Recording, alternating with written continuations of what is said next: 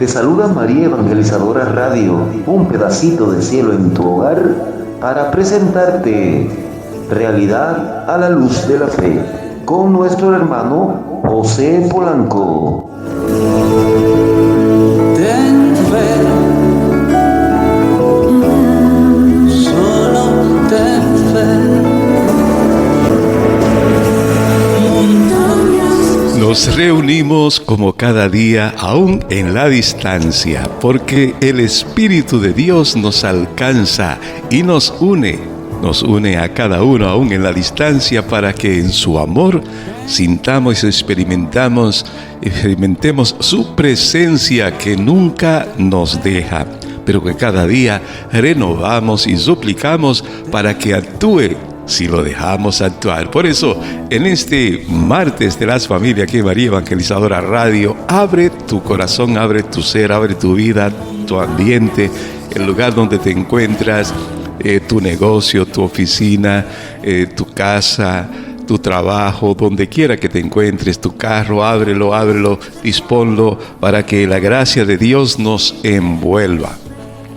El poder de Dios nos proteja, para que el Paráclito nos defienda, para que ese Espíritu Consolador nos consuele, para que ese Espíritu que da vida nos anime y nos levante con fuego, con fuerza, para que no haya excusas para levantarnos firmes en la fe, para manifestar la gloria de Dios, alabar a Dios, glorificar a Dios, aprender de Dios, enseñar de Dios a los demás. Bendito sea el Señor. Cuántas cosas en el Espíritu Santo que habita en ti, en mí, en cada uno de nosotros, y actúa si lo dejamos actuar. Cuántas cosas podemos realizar. No te muevas y deja que la gracia de Dios continúe fluyendo ahí en el hogar a través de este programa de hoy de María Evangelizadora Radio, Realidad a la luz de la fe. Si me preguntan, si me critican, si alguien me pide que abandone a mi familia, es que me hago buen sentimiento. Y con nosotros nuestro querido Padre Isidro Bautista, con su espacio Conociendo la Doctrina Católica. Entre alegría. Muy buenos días, queridos hermanos, hermanas, queridos radios creyentes. Qué bueno que están ahí siempre en sintonía con nosotros a través de esta emisora María Evangelizadora Radio, un pedacito de cielo en tu hogar. Desde República Dominicana, el Padre Isidro Bautista con ustedes. Y me da mucha alegría poder reflexionar, caminar con ustedes, poder ir profundizando en nuestra doctrina, conociendo nuestra doctrina católica a través de esa emisora María Evangelizadora Radio. No importa dónde tú estés, si en la casa, en el camino, en el trabajo, ahí donde estés, pues mantente en sintonía con nosotros para que podamos ir caminando, avanzando, creciendo en nuestra formación, en esta experiencia de conocimiento de nuestra doctrina. Hoy vamos a abrir nuestro corazón al Señor y vamos a disponernos a orar, a poner nuestra vida, nuestro trabajo y este proyecto de Dios en sus manos. Señor Jesús, queremos en este momento abrir nuestro corazón a ti, a tu gran misericordia, una vez más. Queremos que seas tú, Señor, el que asuma nuestra vida de fe, nuestro caminar, que asumas cada una de las acciones, cada uno de los planes, proyectos nuestros. Derrama tu gracia y amor en nuestras vidas y en nuestras familias. Haz, Señor, que podamos nosotros caminar por las sendas del bien, que podamos caminar según tus designios de salvación. Mira, Señor, que muchas veces flaqueamos en ese proyecto de vida que tú nos ofreces. Muchas veces dejamos de lado nuestro compromiso, nuestro ser cristiano, y actuamos de manera diferente como el hijo pródigo.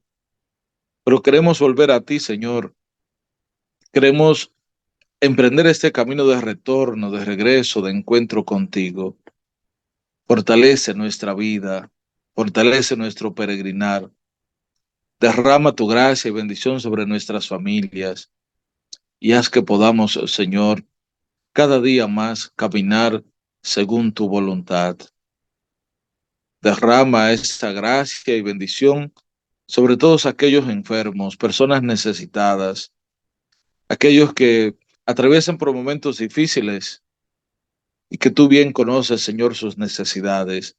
Asístelos, sosténlo en su caminar, permite que no caigan, que no desfallezcan en su deseo de poder seguir adelante y poder caminar contigo.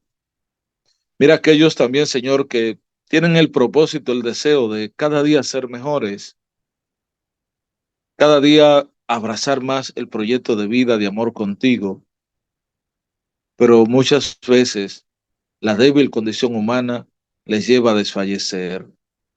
Como dijo el apóstol Pablo en una ocasión, muchas veces dejo de hacer el bien que quiero y hago el mal que no quiero. Ven, Señor Jesús, y acompáñanos y derrama tu gracia y amor en nuestras vidas. Todo esto te lo pedimos a ti que eres Dios y vives y reinas por los siglos de los siglos. Amén. Y así, mis hermanos, hermanas, puestos en las manos de Dios, en las manos del Señor, iniciamos este espacio conociendo nuestra doctrina católica. Pues estamos viendo la experiencia de nuestro símbolo de fe, símbolo de los apóstoles, el credo de Nicea, Constantinopla. Estamos viendo la parte de la iglesia. Decimos que creo en la iglesia que es una, santa, católica y apostólica. Y hemos estado viendo esa parte. La iglesia como una. Ese es un misterio el misterio de la unidad de la iglesia, que está fundamentado en Cristo Jesús, pero también está fundamentado en la Santísima Trinidad, Dios Padre, Dios Hijo, Dios Espíritu Santo. Y esto conlleva entonces el poder ver que muchas veces esa experiencia de unidad se ha visto atacada. Es una nuestra iglesia porque primero fundamentada en la Santísima Trinidad, también es una porque hacemos una profesión de una misma fe que recibimos de los apóstoles, la celebramos en común, el culto divino y la sucesión apostólica por el sacramento del orden. Entonces, esta, la única iglesia de Cristo, nuestro Salvador, después de su resurrección, la entregó a Pedro para que la pastoreara, le encargó a él y a los demás apóstoles que la extendieran y la gobernaran. Esta iglesia entonces está constituida y ordenada en este mundo como una sociedad y subsiste en ella cada día, subsiste en la iglesia católica gobernada por el sucesor de Pedro y por los obispos en comunión con él. Y así entonces estábamos viendo ese signo de unidad. Ha habido algunos ataques, herejías que se han formulado y se han formado en contra de la unidad de la iglesia. De hecho, las herejías que aparecen es una de que esta una y única iglesia de Dios aparecieron, a veces ya aparecieron algunas personas, algunos supuestos apóstoles que reprobaban severamente como condenables ese ser uno. Y todo esto fue haciendo que la iglesia se fortaleciera. Por eso hay que dar pasos hacia la unidad de la iglesia, decíamos, una renovación permanente de la iglesia para responder a cada una de esas cosas, responder adecuadamente a este llamamiento. Se exige entonces para llegar a esa unidad, a ese proyecto de Cristo, entonces se requiere una renovación permanente de la iglesia. Se requiere la conversión del corazón, una conversión de corazón, un cambio de vida, la oración en común. También se requiere el fraterno conocimiento recíproco de lo que va realizando y haciendo la iglesia, la formación ecuménica, el querer vivir y fomentar la unidad, el diálogo entre todos los teólogos, entre todos los hombres y mujeres, y la colaboración entre cristianos de manera que podamos vivir esa experiencia de esa iglesia como una. Ahora vamos a ver entonces, vamos a pasar a la iglesia santa. La iglesia es santa. La fe confiesa que la iglesia no puede dejar de ser santa. En efecto, Cristo, el Hijo de Dios, a quien con el Padre y con el Espíritu se proclama el solo santo, amó a la iglesia como a su esposa. Él se entregó por ella, la santifica, la santificó, se entregó para santificarla, la unió a sí mismo como su propio cuerpo y la llenó del don del Espíritu Santo para gloria de Dios. Entonces, esa iglesia santa, por eso no es santa de por sí, es porque Él la ha hecho santa. Es porque Él abrazó esa iglesia que la hizo como su cuerpo. La iglesia es, pues, entonces, el pueblo santo de Dios. Dice Lumen Gentium número 12. Y sus miembros son llamados santos. Claro que ese es un proyecto en nuestro caminar y el mismo Jesús lo dijo, sean santos como su Padre Celestial es santo. Por eso la iglesia, esa iglesia santa, por la fe confesamos que ella es santa por Cristo, que con el Padre, con el Espíritu Santo, la proclaman así, son proclamados el solo santo. La iglesia unida a Cristo está santificada entonces por Él y con Él. Ella también ha sido hecha santificadora, de manera que todas las obras de la iglesia se esfuerzan todas en conseguir la santificación de los hombres en Cristo. Por eso el designio, el plan, el proyecto de Dios es que seamos santos como el Padre Celestial es santo. Ese es el designio, ese es el proyecto. Es lo que Él espera y quiere de cada uno de nosotros, que podamos ser santos, que podamos llegar a esa perfección de vida, esa iglesia. Por eso la santificación de los hombres es el proyecto de Dios y la iglesia se esfuerza en conseguir eso. Por eso, cada acción, cada obra de la iglesia, cada proyecto que se vaya a realizar, si no busca la santificación, la salvación del hombre, de la mujer, si no busca ir conduciéndolo, llevándolo por mejores caminos, entonces no es el proyecto de la iglesia. Tendríamos que ver entonces el proyecto hacia dónde lo llevamos, que debe ser hacia la santidad de la iglesia, de los hombres y mujeres. Por eso el trabajo del grupo, el apostolado que realizamos, la obra de servicio que podamos nosotros mostrar, la liturgia misma, las celebraciones nuestras, todo ello debe encaminarnos a ser mejores, a ser santos. Todas las obras de la iglesia se esfuerzan en conseguir la santificación de los hombres en Cristo y la glorificación de Dios. Por eso, en la iglesia es en donde está depositada la plenitud total de los medios de salvación. Por eso sus acciones y sus obras están orientadas a la salvación de los hombres, porque en ella están depositadas todos los medios, está depositada la plenitud total de esos medios de salvación en la iglesia, los sacramentos, los sacramentales, los grupos, las experiencias de fe, todo lo que podamos ir realizando a lo largo del camino, a lo largo de nuestro caminar. Esa plenitud total de los medios de salvación están en la iglesia, no es en otra parte. En esa iglesia fundada por Jesús, aquella que es una y que ahora estamos viendo que es santa y que Jesús puso en las manos de Pedro como cabeza y ahí sus sucesores, el Papa, los obispos y todos ellos. Esta iglesia, esta que es fundada por Jesús y en ella es que está la plenitud total de los medios de salvación. Por eso no lo busques en otra parte. No lo busques en otro lugar, aquellos que dicen que tienen es en la iglesia católica fundada por Jesús. Es entonces en ella donde conseguimos la santidad por la gracia de Dios, no por mérito nuestro, sino por gracia de Dios, por su misericordia, a través de la iglesia. Es en ella y a través de ella donde conseguimos la santidad por la gracia de Dios. Miren que se nos enfatiza que la obra de salvación no es por mérito nuestro, es por pura gracia, es por gracia de Dios. Es que no tenemos mérito alguno nosotros para merecer esa grandeza.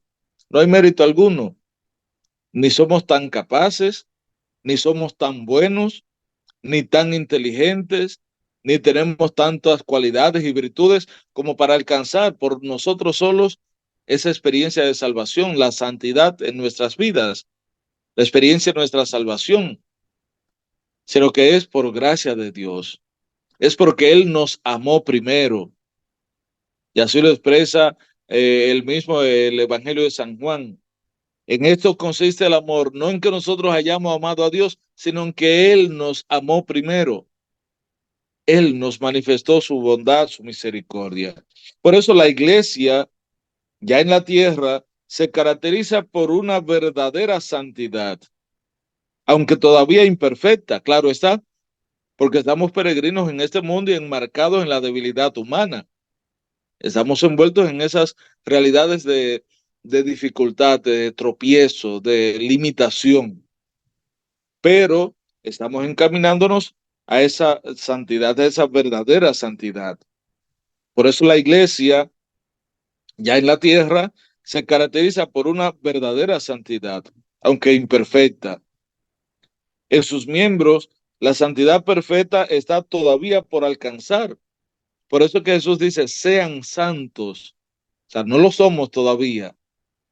Esa santidad en sus miembros, en cada uno, esa santidad perfecta está todavía por alcanzarse.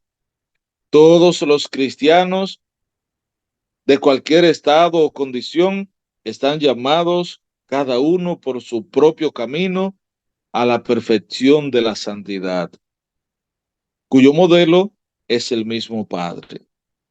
Sean santos como el Padre Celestial es santo. Y cada uno, todos nosotros como cristianos, no importa tu condición, no importa el estado de vida, sea laico, sea consagrado, sea religiosa, religioso, sacerdote, sea diácono, sea ministro, sea padre, madre de familia, no importa la condición, no importa el estado o condición tuya, todos están llamados, cada uno por su propio camino, cada uno estamos llamados a la perfección. Estamos llamados a la santidad y el modelo de esta santidad es el mismo Padre. Cada uno por su camino. Y me gusta esto que expresa, esto que se nos dice, y está fundamentado en la Lumen Gentium número 11. Cada uno por su propio camino está invitado a acercarse y caminar hacia la perfección. ¿Por qué destaca esto? Porque debemos estar conscientes, claros, de que el camino de salvación no es uno solo. Yo a través de mi vida sacerdotal puedo encaminarme y hacer ese camino ese recorrido de una vida de salvación. Pero tú como padre, madre de familia puedes también. Tú en el trabajo, ahí puedes hacer ese camino de santidad, ese camino de perfección en tu vida. Pero también tú como miembro de un grupo, a través del grupo de oración o a través de la hora santa o a través del grupo al que pertenezca, cursillo de cristiandad, de Maús, no importa cuál sea, cada uno por su propio camino, dice, cada uno por su propio camino está llamado a la perfección de la santidad, a ese camino, cuyo modelo es el Padre del cielo. Claro que no por nosotros solos y no es por mérito nuestro, es por gracia de Él, es por gracia de Dios. Y claro, en el camino de nuestro peregrinar, en ese camino hacia la santidad, hacia la salvación, pues encontramos personas, encontramos grupos que nos ayudan, espiritualidad, experiencias de vida, todas esas cosas que nos empujan y nos llevan a caminar juntos y a encontrar apoyo y fortaleza en ese camino para que se haga más liviana, más fácil, más llevadera la cruz de salvación, de santidad, de vida que podamos nosotros buscar alcanzar. Por eso, puede ser a través de la milicia mariana, a través de cualquier grupo o experiencia de vida, espiritualidad que nosotros busquemos. Pero es bueno que caminemos juntos, junto a otros. Por eso, la caridad es el alma de la santidad a la que todos están llamados. La caridad. Ella dirige todos los medios de salvación, los informa y los lleva a su fin. Esto nos lleva entonces a comprender cada día más esa experiencia de vida a través de la caridad, el amor, el amor. Eso es lo que nos lleva a cada día poder nosotros contemplar esa experiencia de vida.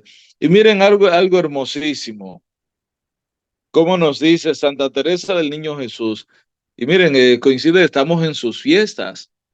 El sábado empezamos las fiestas patronales en honor a Santa Teresita del Niño Jesús, Santa Teresita de Lisieux. Su fiesta es el próximo domingo, la fiesta. Miren lo que nos decía.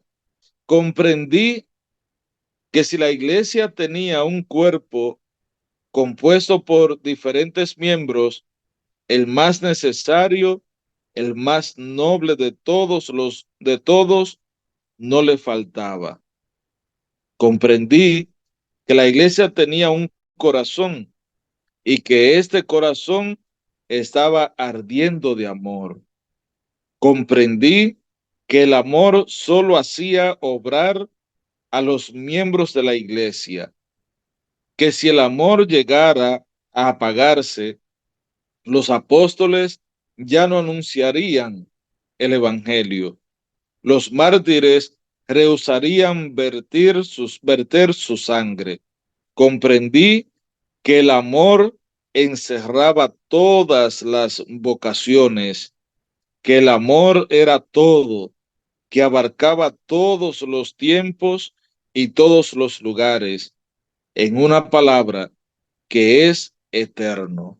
Santa Teresa del Niño Jesús. Miren qué hermoso, cómo esa experiencia de amor. Por eso decía que la caridad, el amor, es el alma de la santidad a la que todos están llamados y que el amor dirige todos los medios de santificación, los informa y los lleva a su fin. El amor, la caridad, amor, caridad, que es lo mismo.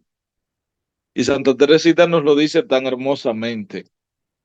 Eso, comprender que si no hay amor, la iglesia no avanza, se apaga, se muere. Comprendí que si la iglesia tenía un cuerpo compuesto por diferentes miembros, el más necesario, el más noble de todos, no le faltaba. O sea, el amor es el que no puede, pues no le falta a la iglesia, ese miembro tan importante.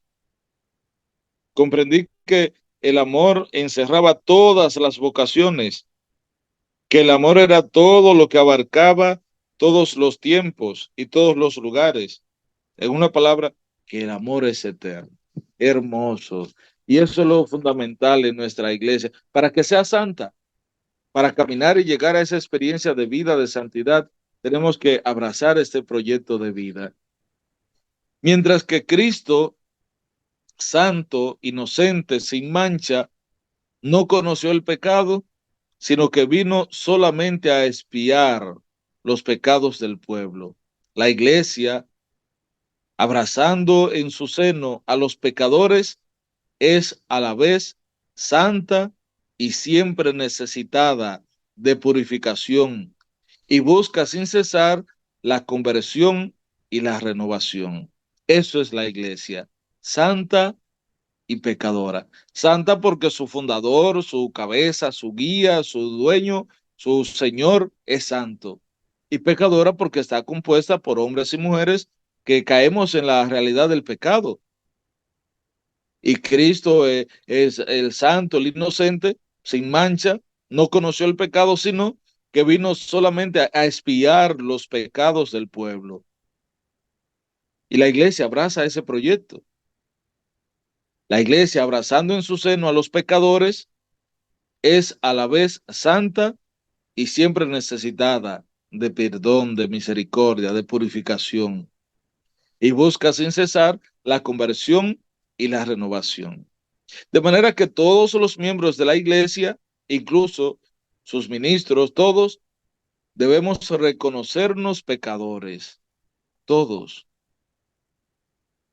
todos somos pecadores. Todos caemos en el pecado, tenemos nuestras debilidades humanas,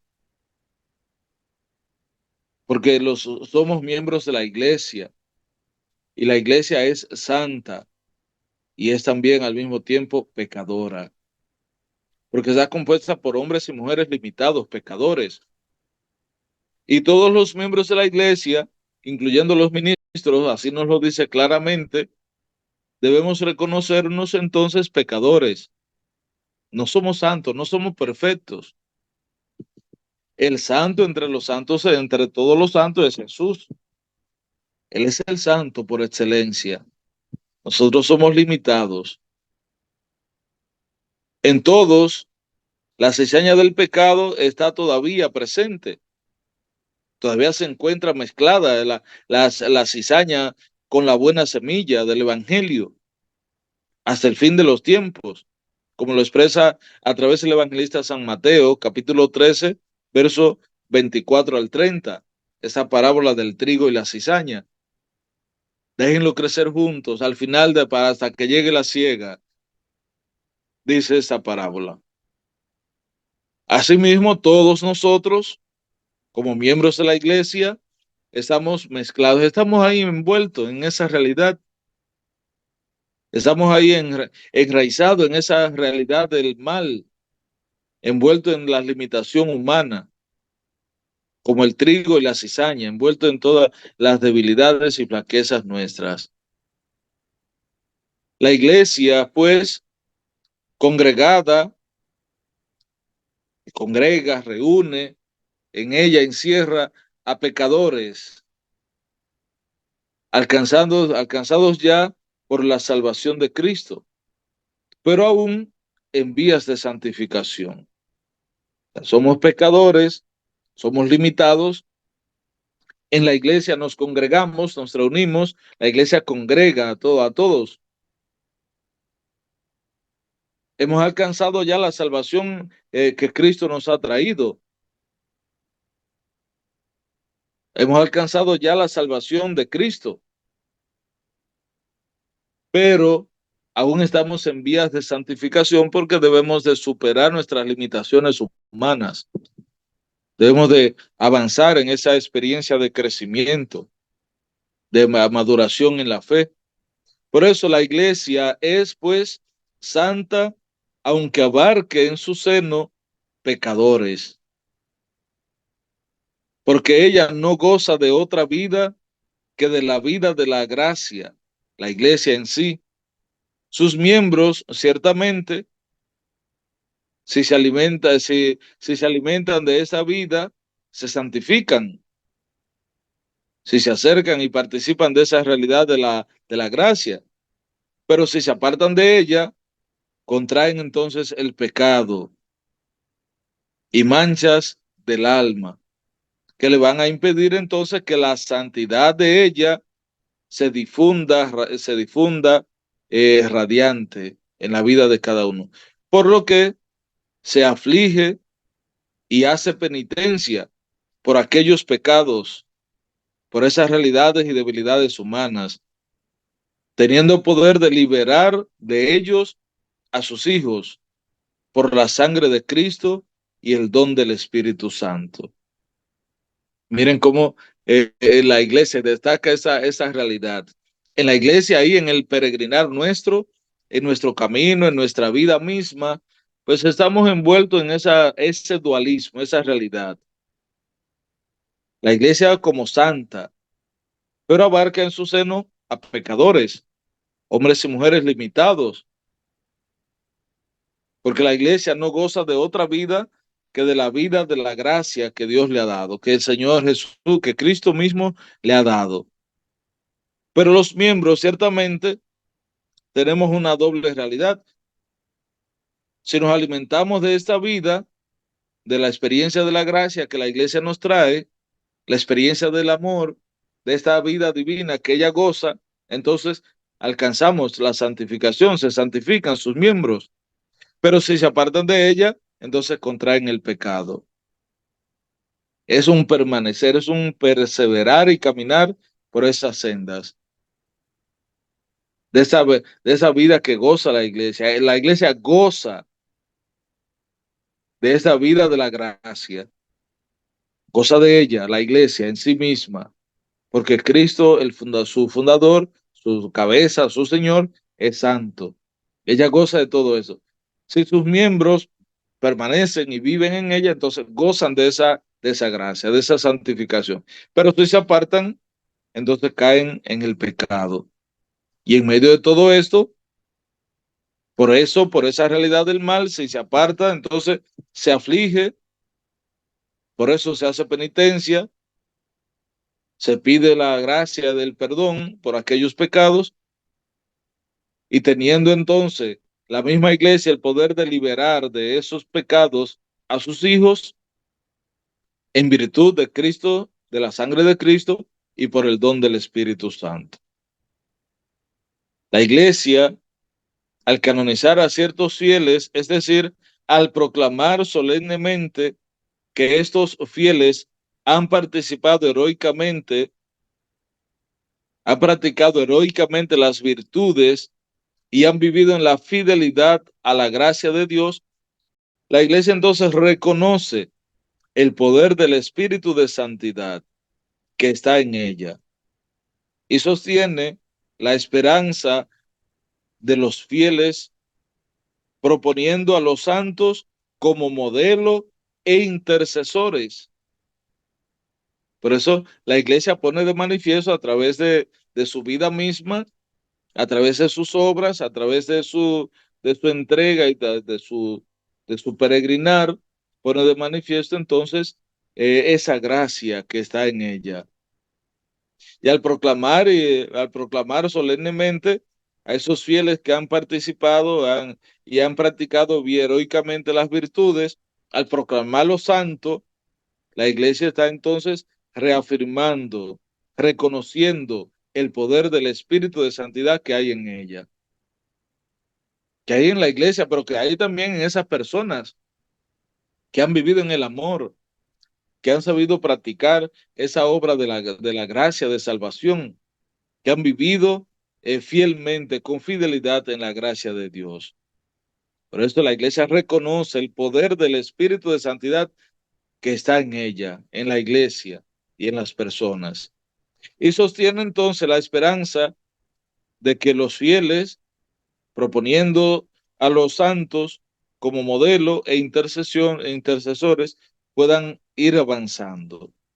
Los santos entonces y las santas han sido siempre fuente y origen de renovación en las circunstancias más difíciles de la historia de la iglesia.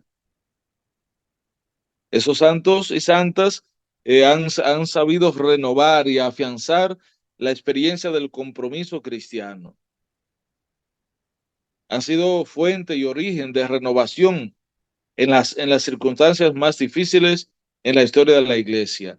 En efecto, la santidad de la iglesia es el secreto manantial y la medida infalible de su laboriosidad apostólica y de su ímpetu misionero. Es lo que mueve, es lo que impulsa, lo que lleva a la iglesia esa experiencia de santidad.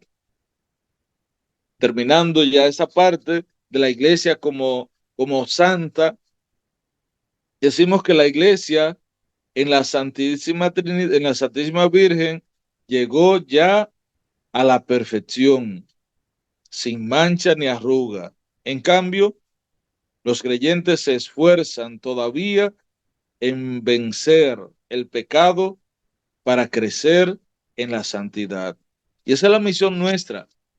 Es lo que estamos llamados a hacer, luchar, procurar avanzar cada día más, buscar vencer, esforzarnos por vencer el pecado y así crecer en la santidad.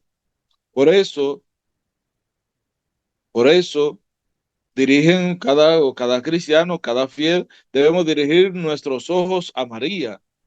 En ella la iglesia es ya enteramente santa y en ella encontramos ese modelo, ejemplo de santidad. Pues vamos a pausar, queridos hermanos, hermanas. Vamos a hacer una breve pausa. Vamos a escuchar esa canción que nos caracteriza de este programa, este espacio, la canción Católico Soy, que es una experiencia de fe, de testimonio de vida. De manera que podamos pausar un momentito, no se aparten ahí de su emisora María Evangelizadora Radio, porque en breve continuamos con este espacio, conociendo nuestra doctrina católica a través de María Evangelizadora Radio. Hacemos una breve pausa y en breve volvemos. Si me preguntan, si me critican, si alguien me pide que abandone a mi familia, es que me hago buen sentimiento. No me imagino a mi Jesús obrar así.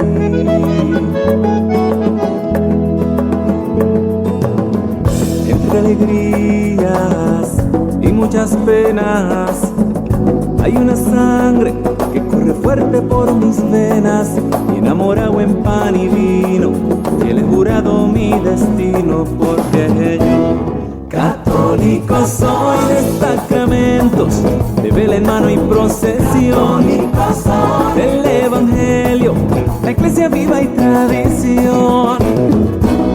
Católico soy de los que viven una eterna Eucaristía, de los que viven bajo el amparo de María. Grito con orgullo que yo soy tu hermano en las buenas y en las malas. Latinoamericano.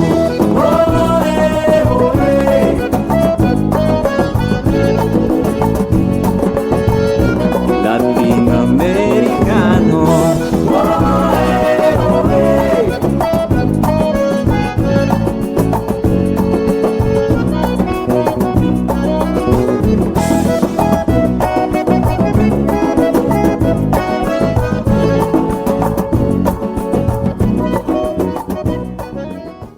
Continuamos, queridos hermanos, hermanas, en su programa, conociendo nuestra doctrina católica a través de María Evangelizadora Radio, un pedacito de cielo en tu hogar.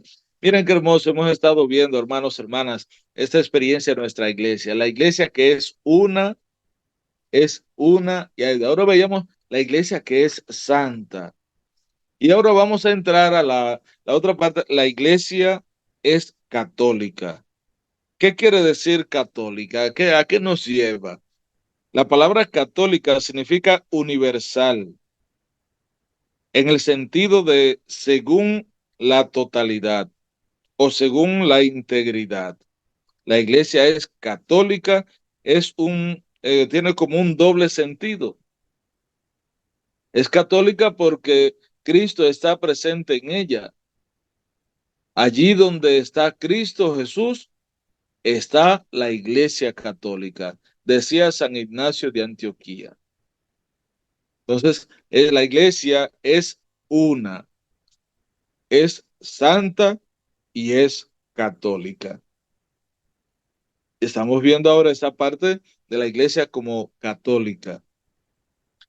Y decía San Ignacio de Antioquía, ya veíamos que la iglesia es católica, católico porque Cristo está presente en ella. Y allí donde está Cristo Jesús, está la iglesia católica. En ella subsiste la plenitud del cuerpo de Cristo, unido a su cabeza en la iglesia, lo que implica entonces que ella recibe de él la plenitud de los medios de salvación. Ya lo habíamos enfatizado, que él ha querido, Cristo mismo ha querido y ha manifestado como confesión de fe recta y completa una vida sacramental, íntegra y ministerio ordenado en la sucesión apostólica. Por eso la iglesia, en este sentido fundamental, era católica el día de Pentecostés y lo será siempre hasta el día de la parucía, hasta la segunda venida de Jesús. Entonces, ahí está esa realidad de universalidad. La iglesia que es católica, y católico quiere decir católico, entonces, que es universal, según la totalidad y según la integridad.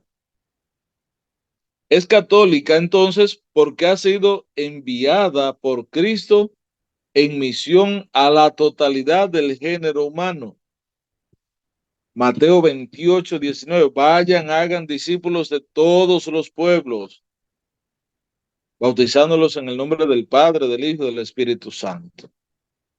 La totalidad del género humano, a todos los hombres. Y la misión de la iglesia está dirigida a esa realidad de todos los hombres, ese carácter universal. Todos los hombres están invitados entonces al pueblo de Dios. Dios quiere que todos los hombres y mujeres se salven, que lleguen al conocimiento de la verdad y la verdad les haga libre. Por eso, todos los hombres están invitados al pueblo de Dios. A todos se dirige su mensaje de vida. Por eso, este pueblo, uno y único, ha de extenderse por todo el mundo, a través de todos los siglos, para que así se cumpla el designio de Dios, que en el principio creó una única naturaleza humana y decidió reunir a sus hijos dispersos. Esa realidad de la unidad de la iglesia, reunir a sus hijos dispersos, pero es también el poder, primero, ver la realidad de la universalidad de todos los lugares, todos los pueblos, y a todos debe llegar ese mensaje de vida. Ese carácter de universalidad que distingue al pueblo de Dios es un don del mismo Señor. Gracias a este carácter de universalidad, la Iglesia Católica tiende siempre y eficazmente a reunir a la humanidad entera con todos sus valores, bajo Cristo como cabeza y la unidad del Espíritu. O sea, no se hace ajena, la iglesia no se hace ajena a ningún ser humano, ningún rincón del mundo. Pero eso no importa cuál sea el lugar más recóndito que podamos, o la comunidad, el campito, el sector, el grupo, no importa cuál sea, allá estamos llamados a ir, llevar el mensaje, a poder anunciar la salvación, poder llevar esa experiencia de fe, poder dar testimonio de que esta iglesia es católica, es universal y que el mensaje de Dios está dirigido a todos. Por eso, y mire, ese carácter de universalidad que distingue, caracteriza, se manifiesta en la iglesia y que se manifiesta en el pueblo de Dios, este es un don mismo del Señor. Y ese carácter de la iglesia católica, tiende entonces siempre a, a reunir a la humanidad entera, a congregarla, poder atraerlo. Por eso, Cada una de las iglesias particulares es católica. La realidad de nuestra iglesia particular. Vamos a ver. La iglesia de Cristo está verdaderamente presente en todas las legítimas comunidades locales de fieles, unidas en sus pastores. Por eso, en la diócesis, las parroquias, las comunidades, los grupos, movimientos, todos ellos, en cada una de esas iglesias particulares, diócesis, parroquias, en cada una de esas iglesias particulares se manifiesta la catolicidad. Y esa iglesia particular, esa comunidad, ese grupo de personas, esa diócesis, es católica. Es católica ¿por qué? Porque en ella, a través de los pastores, a través de sus guías, a través de aquellos quienes la dirigen, entonces muestra este sentido de unidad. Esta iglesia de Cristo está verdaderamente presente en todas las legítimas comunidades locales de fieles. Miren cómo lo expresa Clara. Las legítimas comunidades locales de fieles. Ahí está la catolicidad, la universalidad de esta iglesia. Porque todas ellas están unidas a través de los pastores. Estas, en el Nuevo Testamento, reciben el nombre de iglesias. En ellas se reúnen los fieles por el anuncio del Evangelio de Cristo y se celebra el misterio de la Cena del Señor.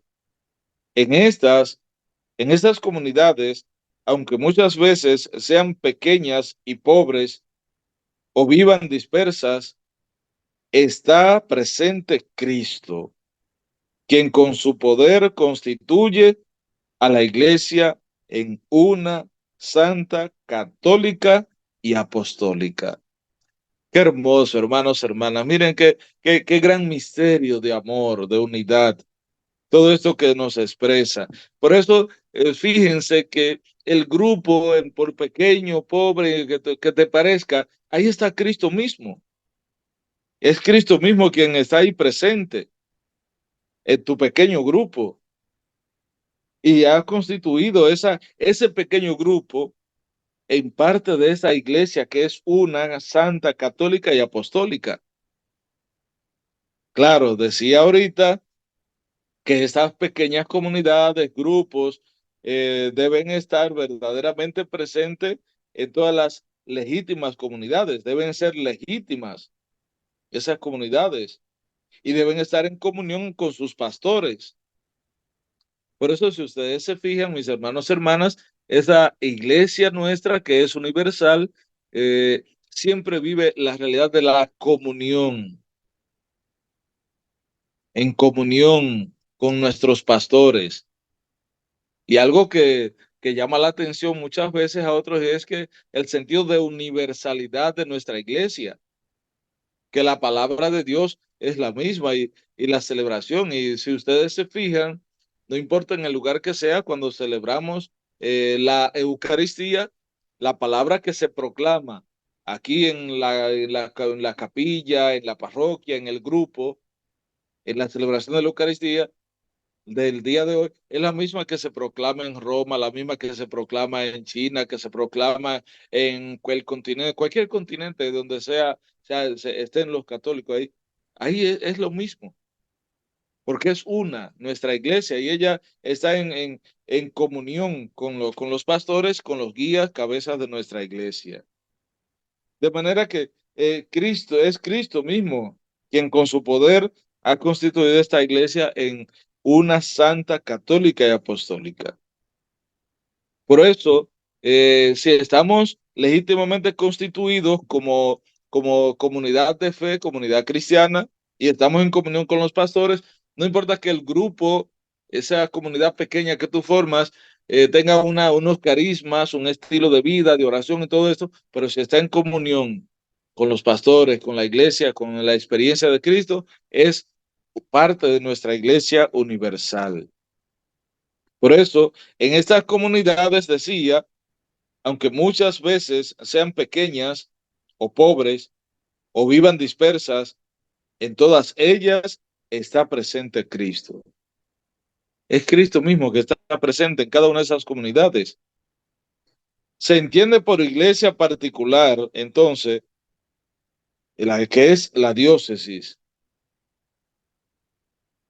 o la parroquia, una comunidad de fieles cristianos en comunión en la fe y en los sacramentos con su obispo ordenado en la sucesión apostólica.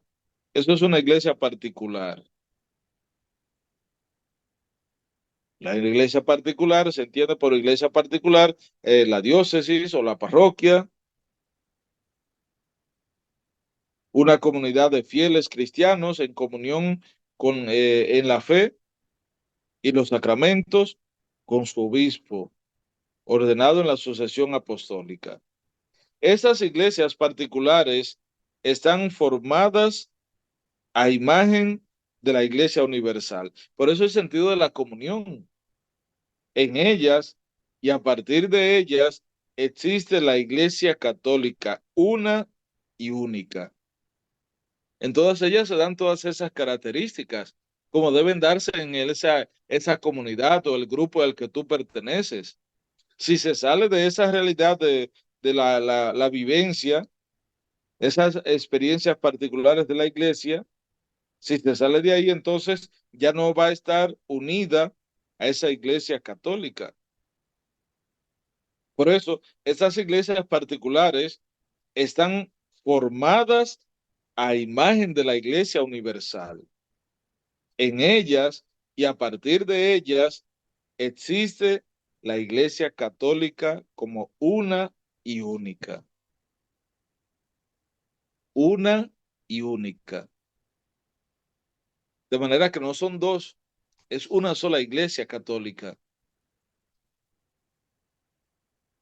Es una sola iglesia, una y única. Pero para eso se requiere la comunión. Las iglesias particulares son entonces plenamente católicas gracias a la comunión. Miren, aquí sale a relucir, a la comunión con una de ellas, la iglesia de Roma, que preside la caridad, preside el Papa. Entonces, esta iglesia es una y está en comunión con todo. Porque con esa iglesia, en razón de su origen más excelente, debe necesariamente acomodarse a toda iglesia. Es decir, los fieles de todas partes, de todos los lugares, todos ellos deben acomodarse a esta realidad del origen de nuestra iglesia. Por eso, desde la venida de Cristo, del Verbo a nosotros, ese Verbo encarnado, todas las iglesias cristianas de todas partes han tenido y tienen a la gran iglesia que está aquí. Esa iglesia que está en Roma, como única base y fundamento, porque según las mismas promesas del Salvador, las promesas de Jesús, las puertas del infierno no han de prevalecer, no han prevalecido jamás contra ella. Por eso, la iglesia debe estar en comunión, la iglesia con la iglesia, esa iglesia universal, esa iglesia católica en comunión con las demás, con toda la realidad de la sucesión apostólica. Por tanto, guardémonos bien de concebir la iglesia universal como la suma, o si se puede decir, la federación más o menos anómala, la iglesia, las iglesias particulares. No, no, eso no es la suma de la iglesia universal como la suma de aquella de la otra. No, es que cada iglesia particular debe mostrar a la iglesia universal, debe vivir y estar en plena comunión con ella. No podemos concebir la iglesia universal como la suma o la federación más o menos de aquellas iglesias de particulares que están esencialmente, son diversas, aunque están en diferentes partes. No, es que cada iglesia particular, cada una de ellas, ya decíamos, cada iglesia particular debe mostrar esa realidad.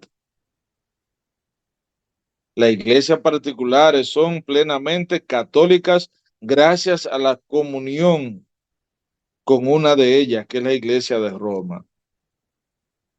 Esa iglesia particular es, entonces, sea la diócesis o la parroquia, es una comunidad de fieles cristianos que en comunión con la fe y en los sacramentos, con su obispo ordenado, toda ella, entonces manifiestan lo que es la iglesia católica. Estas iglesias particulares, entonces, están formadas a imagen de la iglesia universal. O sea que es una parte de la iglesia universal, pero que vive todo lo que es la iglesia. Cada iglesia particular debe vivir todo en sí lo que es la iglesia. Por eso, desde la venida de Cristo hasta nosotros, desde esa realidad, se ha manifestado esto. Y no podemos ver la iglesia universal como la suma de aquella maestra más la otra para que pueda ser universal. No, es que cada una de esas iglesias particulares debe mostrar la universalidad de la iglesia. Debe darlo a conocer en sus acciones, en su vida, en su comunión, en su servicio, en todo lo que realiza. Por eso no podemos verla, la iglesia universal, como esa suma. En el pensamiento del Señor es la iglesia universal por vocación y por misión. Es ella la que, echando sus raíces en la verdadera, en la variedad de terrenos, culturas, sociedades, sociales, humanos, en toda la diversidad, entonces toma en cada parte del mundo aspectos, expresiones externas diversas. Por eso la iglesia se hace presente, esa iglesia universal, en diferentes lugares, claro, con diversas culturas, de sociedades, aspectos humanos diferentes, por eso, por así decirlo, con variedad de terrenos, lugares donde esa iglesia ha sido plantada, ha sido sembrada, pero toda ella, la iglesia, en medio de esa variedad de terrenos, cultura y todo eso, toma en cada parte del mundo aspectos, expresiones externas diversas. Esta rica variedad de disciplinas eclesiásticas, entonces de ritos litúrgicos, de patrimonios teológicos, de espiritualidades propios de la Iglesia Católica, de esas iglesias locales, todas ellas tienen un mismo objetivo y todas ellas muestran muy claramente la catolicidad de la Iglesia, que es indivisa, indivisible. Y eso es lo hermoso de nuestra Iglesia Católica.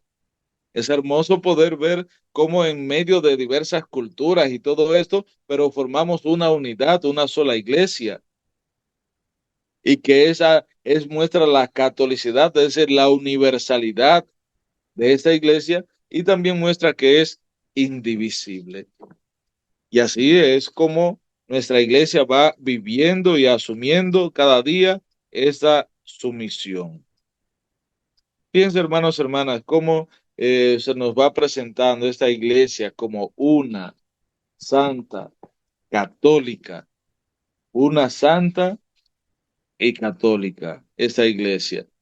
Y en esta parte de la iglesia como católica, entonces ya veíamos qué significa, qué quiere decir que es católica y cómo cada iglesia particular, aún teniendo cultura, algunas cositas específicas propias de cada uno, pero todas ellas encierran en sí lo que es la misma iglesia universal. Pues se nos termina el tiempo, mis hermanos, hermanas.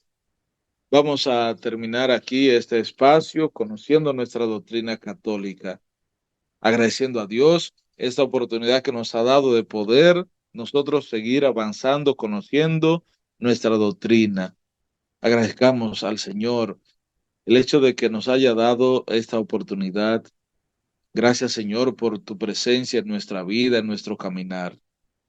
Gracias porque tú siempre vas dirigiendo y acompañando nuestros pasos, por el amor que nos tiene, por llevarnos a formar parte de esta iglesia, que es una, y cada uno desde su lugar, en su casa, en su grupo, movimiento, todos nosotros formamos parte, Señor, de esta tu iglesia.